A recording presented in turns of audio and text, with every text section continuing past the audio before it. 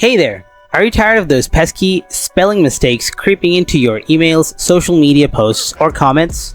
Fear not. Today I'm going to walk you through how to activate spell check in Google Chrome on your PC. Let's dive in. First things first, fire up your Chrome browser on your computer.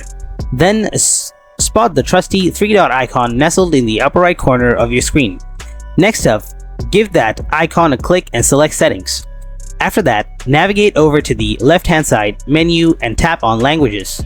Right there, you'll find what you're looking for, the spell check feature. Now, let's get that spell check engine revved up by toggling it on.